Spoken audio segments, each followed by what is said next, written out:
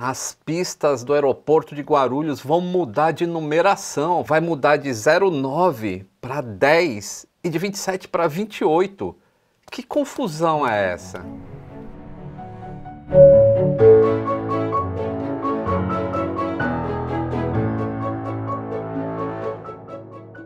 Saudações aeronáuticas! Tudo bem com vocês? Tudo bem. Pois é, moçada. Que confusão, hein? Primeiro a gente precisava entender assim, por que existe a numeração de pista? E a gente vai entender isso hoje. E se você quiser ver um pouquinho mais, está aqui neste episódio, ó. Então, mas só um resuminho assim, é o seguinte. As pistas dos aeroportos, elas são alinhadas com a direção da bússola do avião. Então, se o avião está indo para a proa 90, o número da pista vai ser 09. Ah, por que isso? Porque corta o último zero. Então, 09 é 90. Se fosse 9 a pista, o número dela seria 1.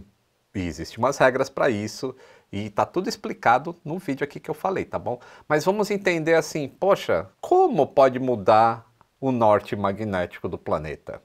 A ponto de ter que pintar um número novo na pista. Mas é claro que eu não vou falar disso sozinho, tá? Porque isso envolve assim um conhecimento, envolve física. Então, temos um convidado. E eu estou com ele aqui, esta pessoa que vocês sempre pedem, desde que a gente fez aquele vídeo falando sobre por que não tem paraquedas dentro de um 737, ele fez o cálculo ali na hora no iPad. Senhor Pedro Loss. E aí, Lito, pô, grande prazer estar aqui sempre que possível. Adoro ajudar nos vídeos, principalmente quando tu chega, porque sempre tu chega com um cálculo maluco para eu fazer. Então, assim, eu já começo a tremer quando chega uma mensagem do Lito no Zap, porque daí eu já sei que vai ter algum cálculo absurdo para ser feito.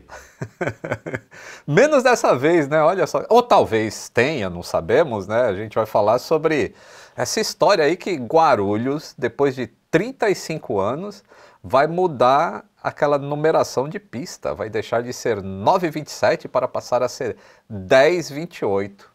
E aí a galera tá querendo saber, ué, por que muda o número? O norte sai do lugar?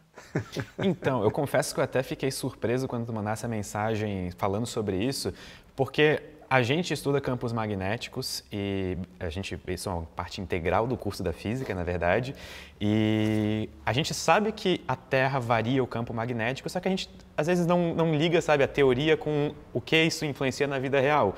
E esse caso da mudança da numeração das pistas é exatamente isso acontecendo na vida real. E a razão é curiosa, porque embaixo da crosta terrestre a gente tem uma camada tem magma, é como se funcionasse como um fluido.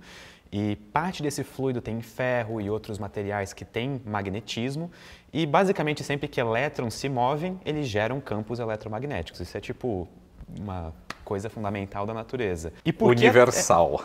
Isso é uma consequência. E uma consequência disso é que a Terra como um todo, ela está gerando um campo magnético que é, por exemplo, o que causa auroras boreais e tudo mais. Só que esse campo ele não é fixo, sabe? A Terra é muito grande, inclusive a gente geralmente imagina a Terra com o norte e o sul e um exatamente o oposto do outro, quando na verdade o norte magnético e o sul magnético não estão perfeitamente alinhados, porque a Terra é grande, sabe? Tem muita coisa acontecendo dentro dela. Então o próprio campo magnético ele fica variando o tempo todo. Olha que legal, isso aí eu não sabia, hein, que existia. Eu imaginava como a gente vê nos livros mesmo, aquela reta ligando um ponto ao outro, né? E interessante que as pessoas não sabem que a numeração das pistas ela é alinhada com o norte magnético. A aviação usa o norte magnético para toda a operação dela. O norte real e o sul real só é usado em navegações acima da latitude 87, que aí já fica totalmente, uma bússola não serve mais lá em cima.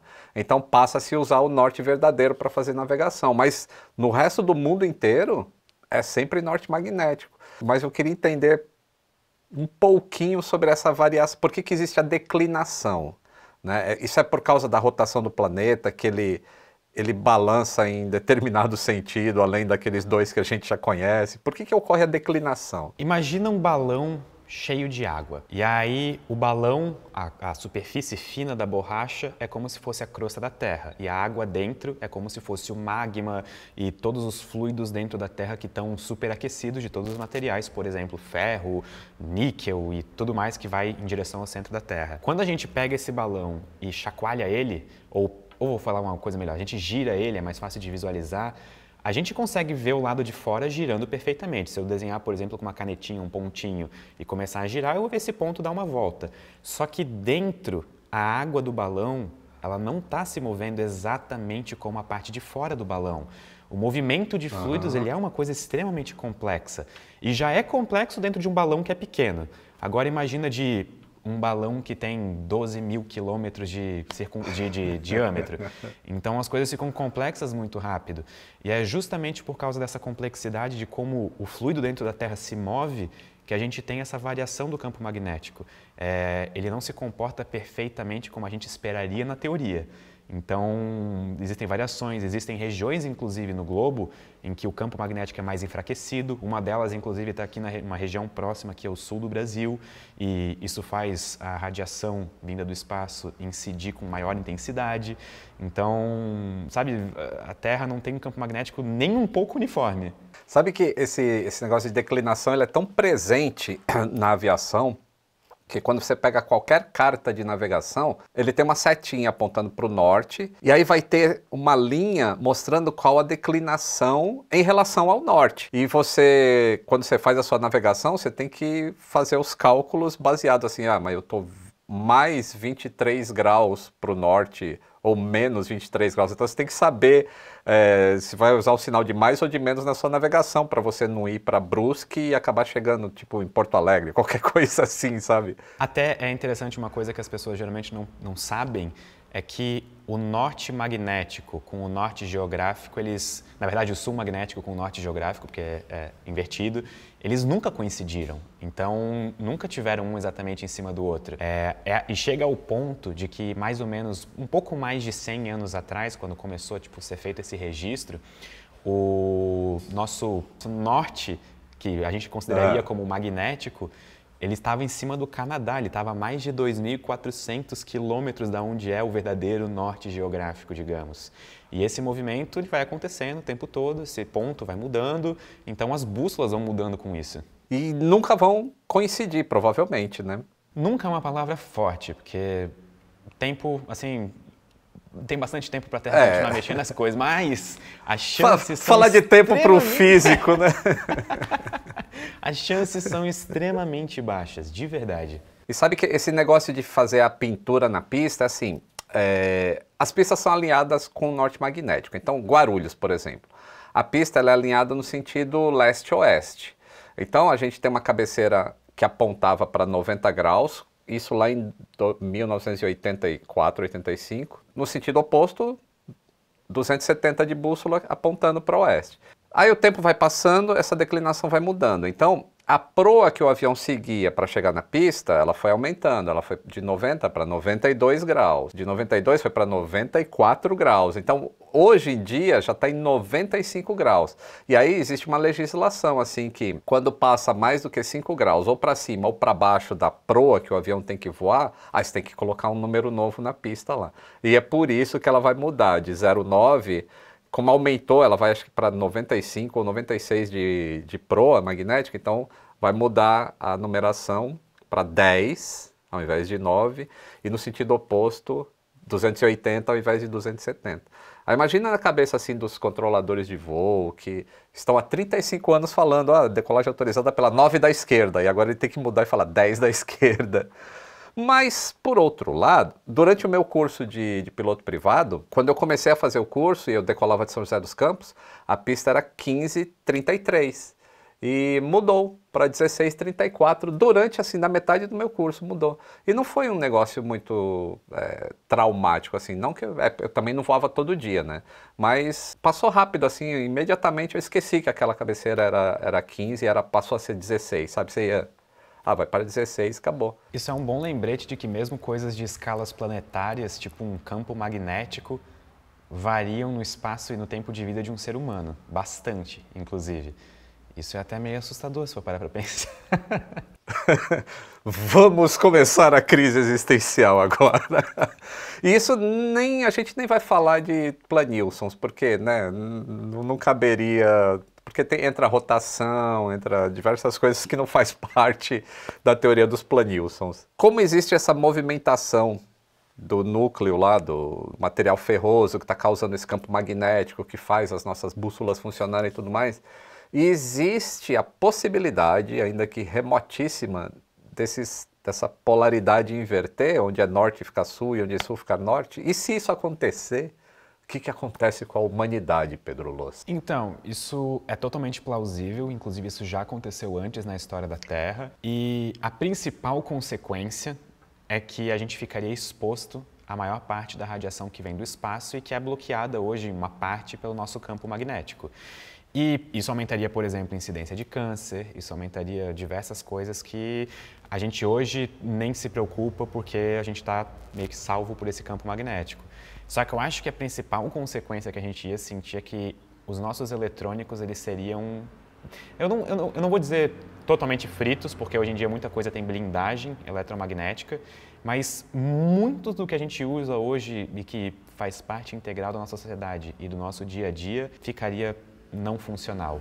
E principalmente tudo que envolve circuitos eletrônicos, ou seja, toda a humanidade. É como a aviação ela procura se manter funcional, independente do que está acontecendo em volta dela. Falando assim não faz muito sentido, mas se a gente pensar que a aviação começou usando bússola, depois coisas que apontavam para um norte magnético e tudo mais, e hoje em dia você tem um sistema inercial que ele depende só de acelerômetros, então ele sente, né, quando você está alinhando um sistema inercial para saber onde o avião está, ele sente a velocidade de rotação da Terra naquele ponto, e baseado na velocidade de rotação da Terra, ele sabe qual a latitude que ele está no planeta. Ele só não sabe a longitude. A longitude não tem como saber. Ele pode estar em Natal ou pode estar, sei lá, na África. Mas a longitude é o piloto que entra. Então, os aviões continuariam voando. Aí usariam sempre o norte geográfico ao invés do... E que passaria... E aí? Será que o norte geográfico passaria a ser o sul geográfico se invertesse a polaridade magnética? Provavelmente o sistema de referencial que a gente usa ia ser alterado. Então a gente ia continuar tendo esses serviços funcionais por trás. Até porque essa alteração, vamos supor que fosse acontecer, não ia ser tipo, amanhã a gente acorda e a Terra está sem campo magnético. Porque entre esse período de inverter a polaridade, a Terra fica por um grande período de tempo com um campo magnético extremamente enfraquecido. E isso não acontece de um dia para o outro, na verdade, sabe? A gente conseguiria ver sinais disso acontecendo ao longo do tempo. Muito provavelmente a gente não veria as consequências disso acontecendo, mas talvez nossos filhos, quem sabe, ou sei lá, a quinta geração deles. E eu acho que a humanidade encontraria maneiras de, sabe, fazer as coisas voltarem a funcionar e continuarem funcionando mesmo com esse revés. Muito provavelmente as pistas teriam que mudar a numeração todo ano. E sabe que eu costumo sempre falar nos meus vídeos que um dia que você aprende algo é um dia que valeu a pena ser vivido. Eu não sabia que tinha relação entre a aurora boreal e magnetismo. Eu achava que era só uma coisa de raios cósmicos ou alguma coisa assim de... Mas tem a ver com ionização, né? Sim, tem a ver com ionização e inclusive o local onde as auroras boreais acontecem, tanto no norte quanto no sul do planeta, acontecem lá justamente porque as linhas de campo magnético levam para lá.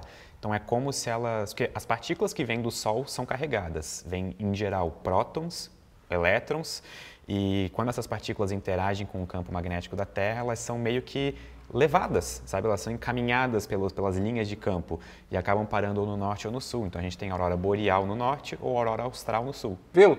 Por isso que é bom, eu sempre gosto de fazer vídeos com o Pedro, que a gente se diverte aprendendo e vocês também. E, pô, sensacional sempre ter você aqui no Aviões e Músicas, Pedro. Eu que agradeço, é uma imensa satisfação. Eu espero que eu tenha conseguido contribuir com essa conversa e que o pessoal tenha gostado. Obrigado pelo convite, viu, Lito? E aí, gostou? Então deixa o like aí, se inscreva no canal se não for inscrito, considere apoiar, é só clicar no botão Seja Membro e a gente continua fazendo conteúdo, trazendo o Pedro para conversar com a gente, que é muito legal.